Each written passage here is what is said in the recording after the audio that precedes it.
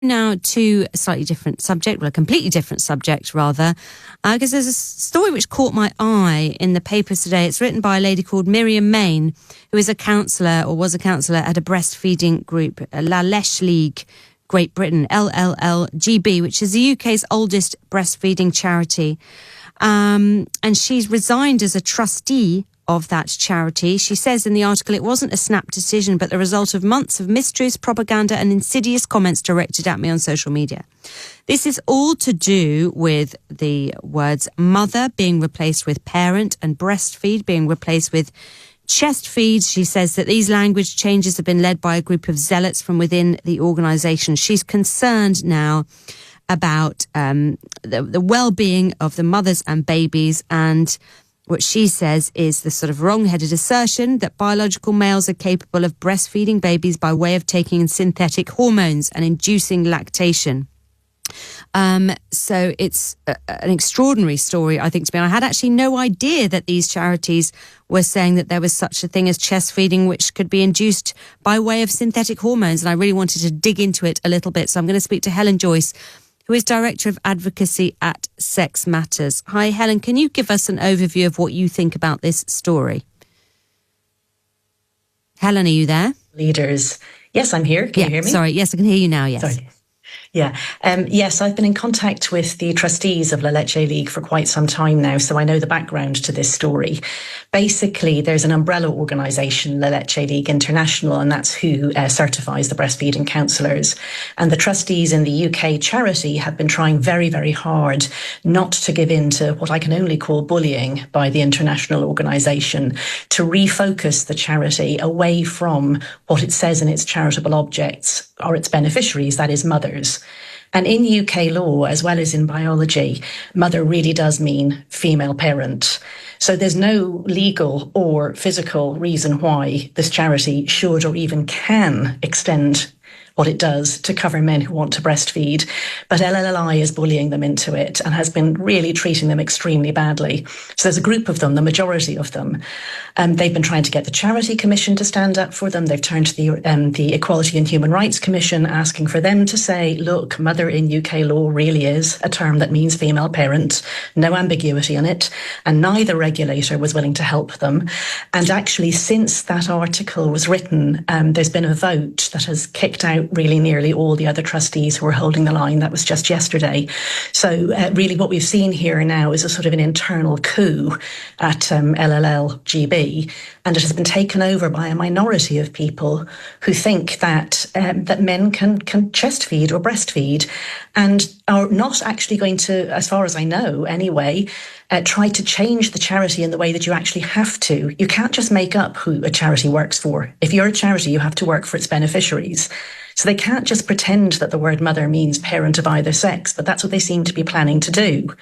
Have any studies been done about, because I am a little bit confused, I'll be honest about this. So we're talking about people who are born biologically male, right? And that they can't have a baby yet. They haven't been pregnant, but something is used to stimulate lactation, and they attempt to feed the baby chest feeding from their chest. That's right. And has any research been done on what constitutes, what's in this milk? Is it good for the baby? Can they properly chest feed with it? About one or two studies globally that have had one or two people, and very poorly done.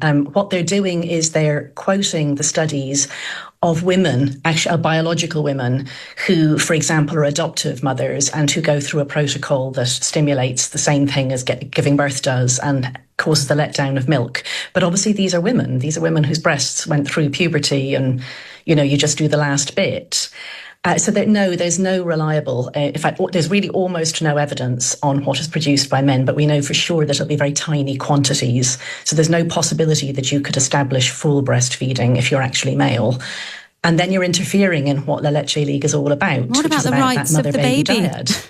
Oh my goodness, yes. Talk about safeguarding here. What about the other women in the meetings? These are women-only meetings, mother-only meetings. And I mean, imagine you go there because you've got breastfeeding problems. You go there to be supported by other mothers. And, there's a man there and you didn't expect that at all. It's completely unsuitable. It does seem extraordinary. And I have to say, I am someone who has been fairly relaxed about calling someone who is a biological male. If someone to me wants to be called a woman or she or her, I think to save feelings and be nice and polite, I would say yes. But is this an example for you of where actually the language really matters? I mean, I started off probably about where you are, which is I didn't understand that there were people who were really trying to take all the words. I thought that people understood that you couldn't change sex and they were only using words like she and her to be kind and not hurt people's feelings. But now we're really seeing people saying that men, male people, fathers sometimes, can actually be mothers, and then bullying their way into organisations that really are for mothers only. And that harms women so much that now I'm not really relaxed about the language at all anymore. And now I won't use female language for male people at all because I see where it's got us. And you say, I mean, how are they bullying their way in? Because presumably there were people, and presumably still are people at this charity who feel strongly about the connection between mother and baby, that traditional connection through feeding. Sure. How are these people bullying their way in? Are they threatening to sue? Is it about discrimination legislation? How are they doing it? Because if you want to be a trustee of the Leche League, you've got to have a majority of the trustees have to be certified counsellors, and that certification scheme is run by LLLI. And LLLI has completely, over the last 10 years, gone for this desexed language of chest feeding and, mother means a parent of either sex who calls themselves a mother and so on.